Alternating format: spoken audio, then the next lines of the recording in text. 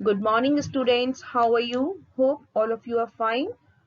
Today we are going to start literature portion as our grammar portion has finished. Our chapter name is The Story of My Life. It is written by Helen Keller. It is basically an autobiography. What is the meaning of autobiography? When a person writes about his or her story, himself or herself. जब कोई person अपने बारे में अपनी story खुद लिखते हैं, that is autobiography.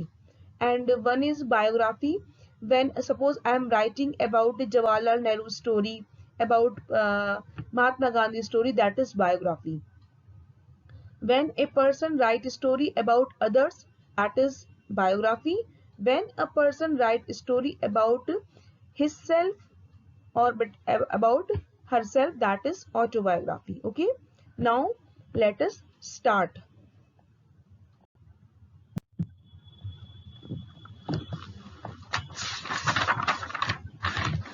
Helen Keller.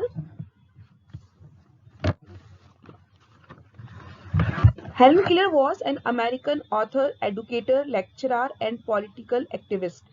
Helen was born in Tuscumbia, Alabama, to Arthur H. Keller, a newspaper editor, and Kate Adams Keller. Helen Adam Keller was an American author, educator, lecturer, and political activist. And he was born in Tuscumbia, that is in Alabama, and his father was Arthur H. Keller, and mother was Kate Adams Keller. It is her autobiography. She wrote that when she was 19 months old, Helen contracted an illness that left her deaf and blind. The lines are clear that when she was very small, she was affected by a special illness. Just because of that illness, she became deaf and blind. Deaf matlab a person who cannot listen, and blind who cannot see. When she was almost 7 years old, Anne Mansfield Shelvin, a partially blind 21-year-old woman, arrived in Tuscumbia to be Helen's teacher. With the help of her beloved teacher, Helen quickly and eagerly learned to read and write.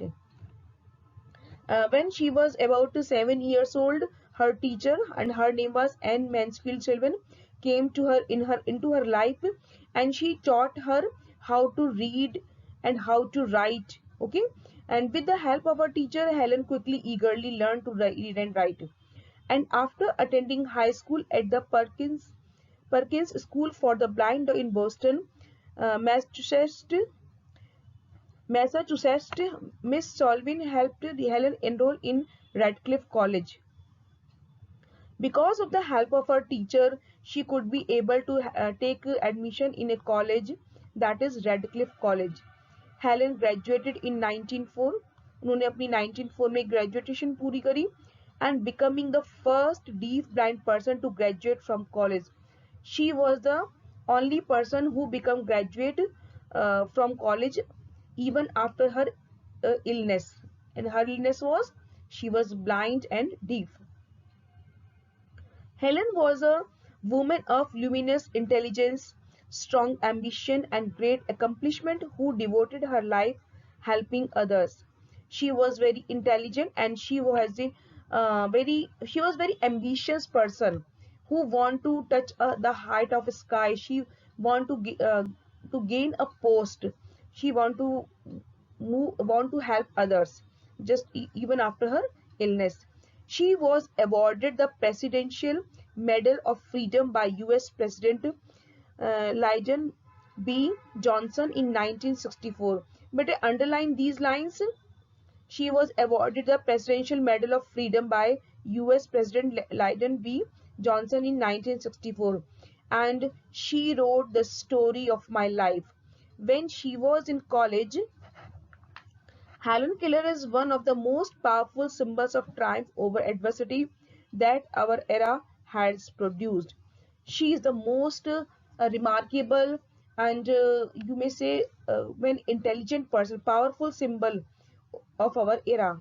हमारे बहुत इस इरा का वो शताब्दी का सबसे बहुत ही एक इम्पॉर्टेंट इंटेलिजेंट पर्सन मानी जाती थी.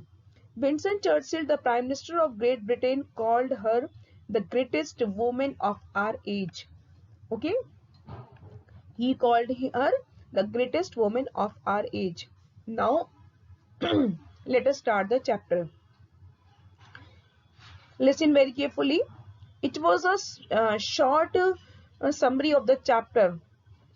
Okay, now the lesson is this. Meanwhile, the desire to express myself grew. The few signs I used became less and less adequate, and my failures to make myself understood very invariably followed by outbursts of passion. I felt as if invisible hands were holding me, and I made frantic efforts to free myself. In these lines, these lines showed the passion and the कहते हैं जो कोई कुछ कर नहीं सकता. She was unable to express herself. Through this line, she said that meanwhile the desire to express myself grew, the few signs I used become less and less adequate, and my failures to make myself understood with invariably followed by outbursts of passion. Helen Keller said that I want to express myself. I want to express what I want to say. I want to express my ideas, my notions, but sometimes I feel very weak. Because I was not able to express myself. So these things made me very full of anger, and you may say outburst of passion.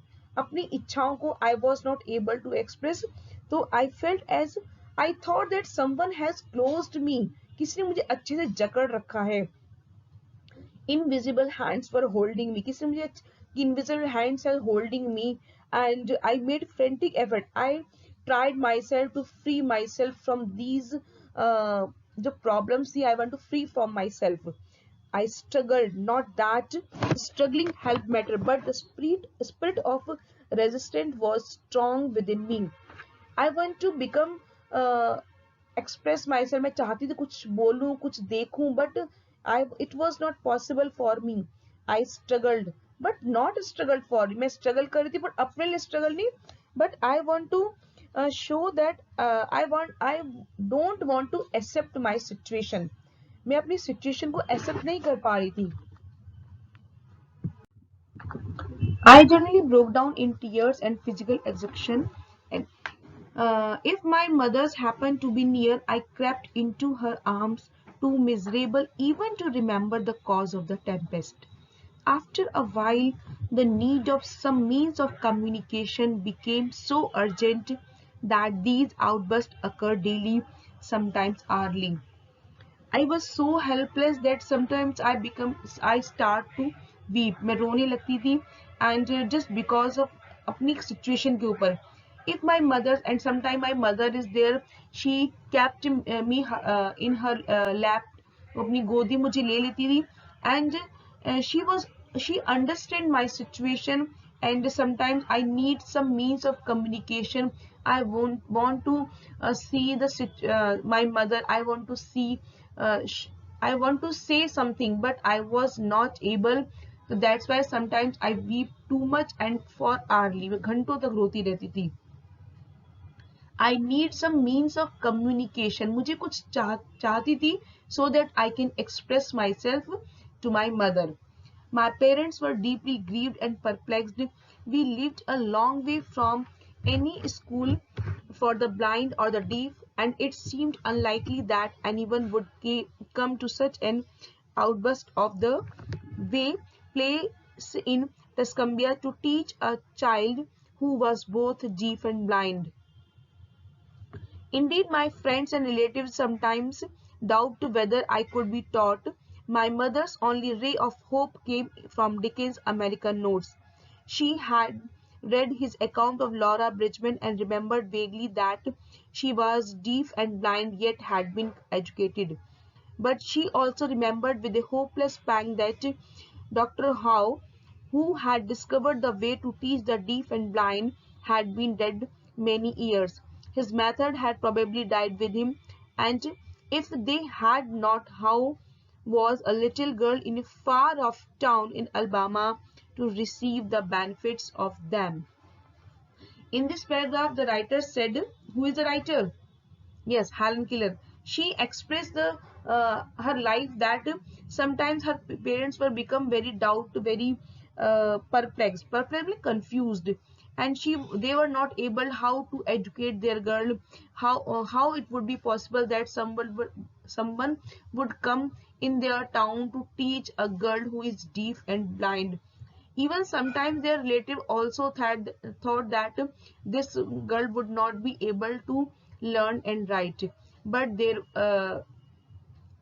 was a ray of hope in other mothers after reading the book of American Notes written by Charles Dickens. Actually, Charles Dickens wrote in her American Notes about a person who taught uh, who used her quality of teaching to deaf and blind person. उसमें अपनी book में एक person के बारे में बताया था जो डीफ और ब्लाइंड लोगों को पढ़ना लिखना सिखाते थे.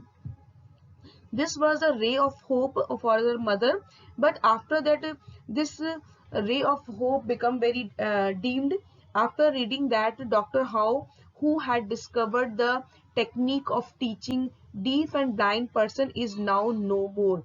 After reading that Dr. Howe is no more, they thought that maybe the technique was also dead. कि वो जो टेक्निक थी वो भी खत्म हो गई होगी and it would not be possible for a girl to get the benefit of that techniques. However, now come to next paragraph. When I was about 6 years old, my father heard of eminent oculist in Baltimore who had been successful in many cases that had seemed hopeless.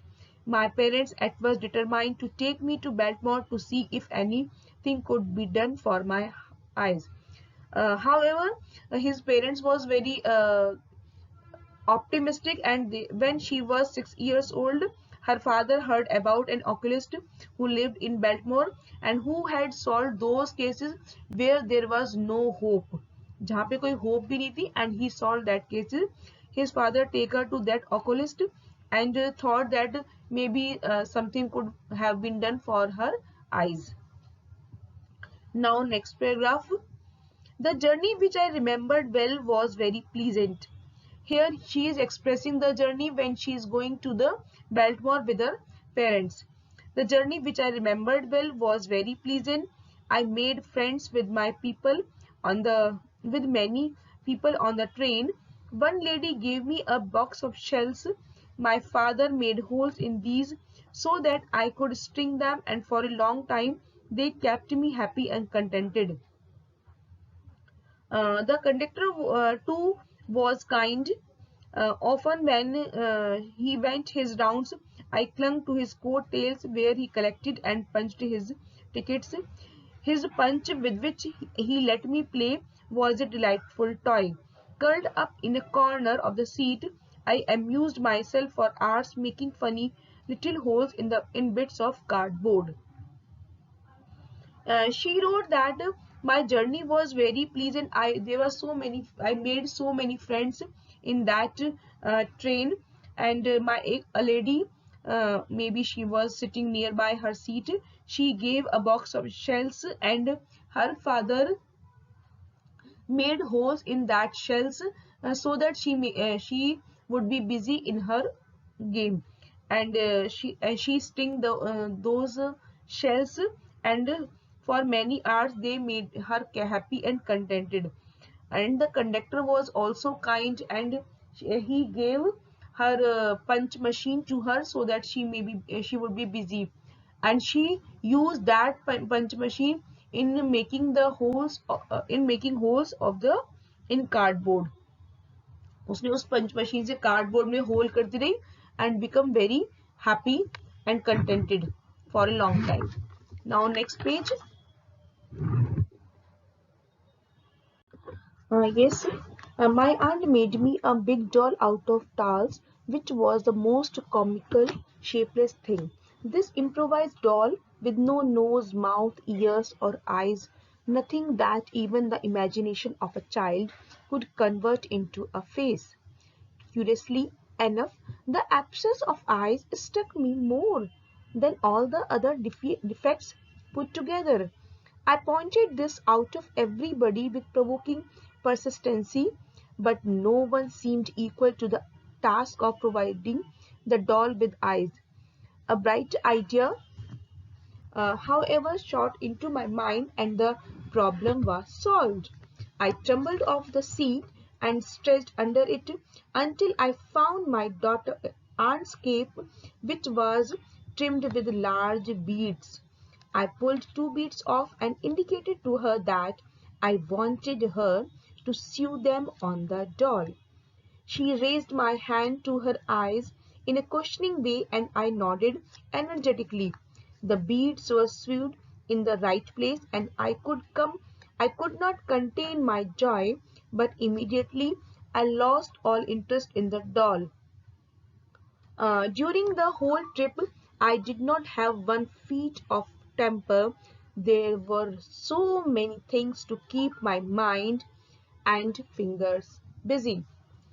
In this passage, Helen told about different experience of her journey. In the previous paragraph, she told about the uh, work of about her experience regarding conductor and the and her father, that she made string in the in most of the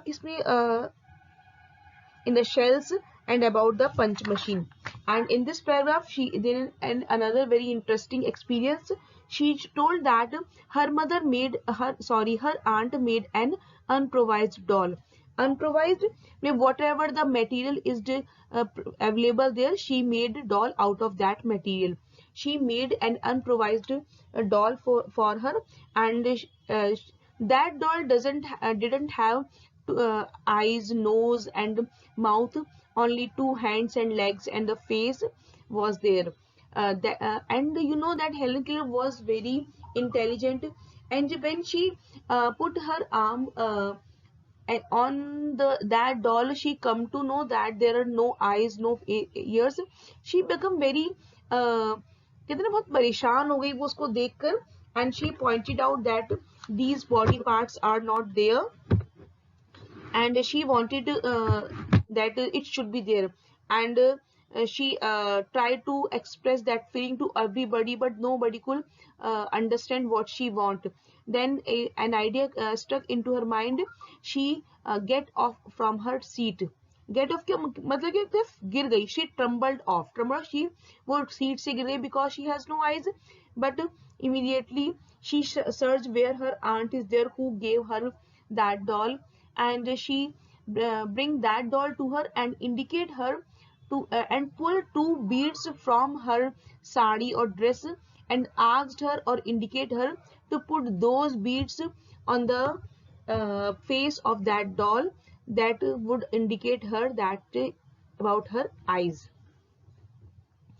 And the beads were sewed on the right place, and I could not contain my joy when aunt sewed the that beads on the eyes of the on the face of the doll. She became very happy. She could not express her happiness, but immediately she lost her interest on in that doll.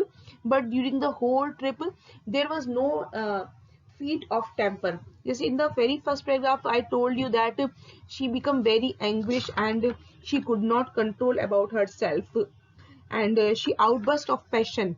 वो अपने emotions को control नहीं कर पाती थी, और बहुत जल्दी गुस्सा हो जाती थी. ऐसा लगता था जैसे two invisible hands were holding her.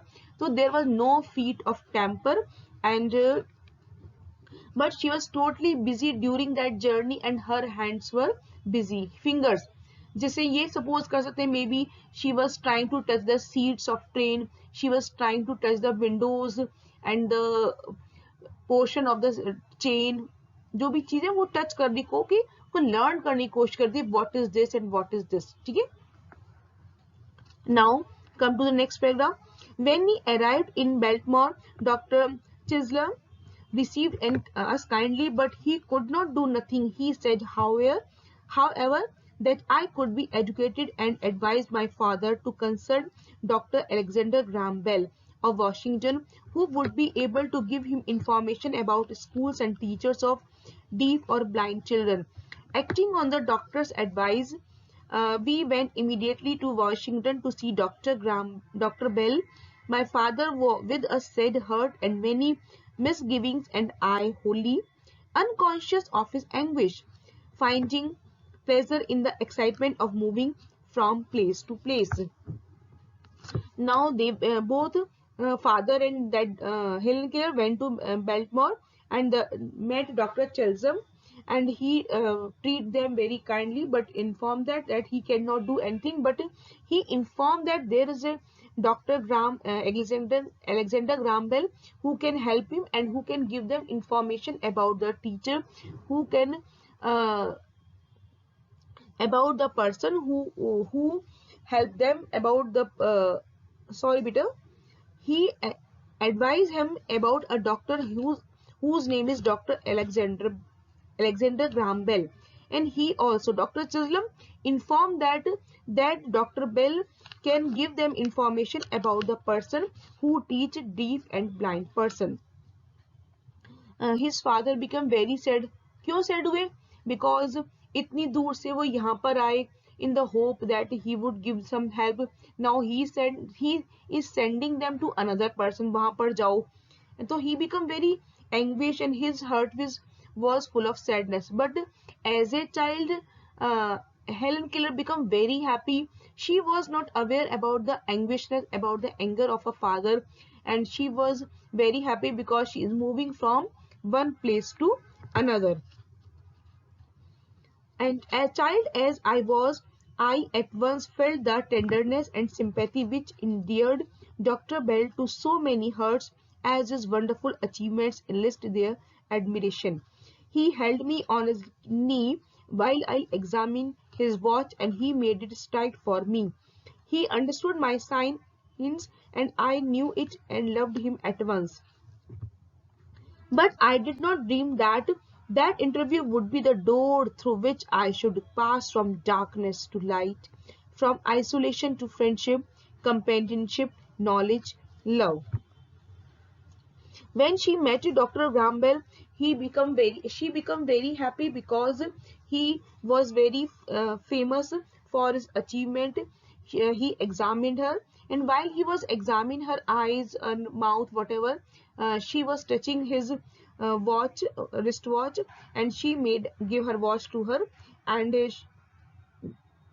through after meeting that doctor, she now know the touch come to know the that now he is entering in the new world. कि उसे उनसे मिलने के बाद महसूस हुआ कि now she is coming into another world. That world is full of knowledge, love, companionship, friendship, and full of light. Now next paragraph. Dr. Bell advised my father to write to Mr. Anagnos, the director of the Parkinson Institution in Boston, the scene of Dr. Howe's great labors for the blind, and ask him if he had a teacher competent to begin my education. This my father did at once, and in a few weeks there came a kind letter from Mr. Anagnos with the comforting assurance that a teacher had been found. This was the summer of 1886. But Miss Selwyn did not arrive until the following March. Again, Mr. Bell sent them to Mr. Anagnos, another person. Now you can see that he met so many persons. In earlier he met with Dr.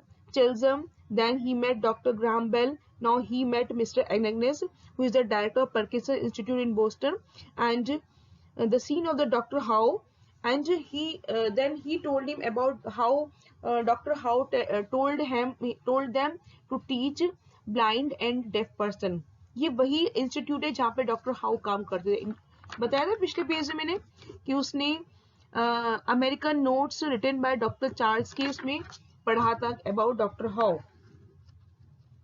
Now his father asked him to if they can provide a person who can teach their who can teach his blind and deaf daughter, and Dr. Anagnos give them assurance that definitely they will inform them.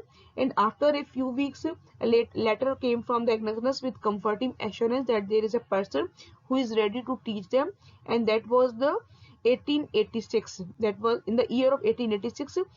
And who is now he sent a person, that is Mr. Solvin, who will teach this girl, but she didn't arrive until the following March. लेकिन वो मार्च तक भी नहीं आई थी. Okay, now today is enough. Now dear students, write the D words giving under these paragraph, in these lines. Page number 82, the word difficult words from the page number 63, sorry, 62, 63, 64, 65 and 66. Whatever the D words are there, learn them and write them in your copy. Okay. Now rest of the lesson I will finish through Zoom class. Okay, today is Tuesday. I will have Zoom in on Wednesday, then Friday, and then Monday. In these 3 Zoom class, I will finish the reading of this chapter, and on Monday I will send the question answers of this chapter. Read the chapter and underline the hard words and learn dates, doctor's name. That's all from my side. Bye.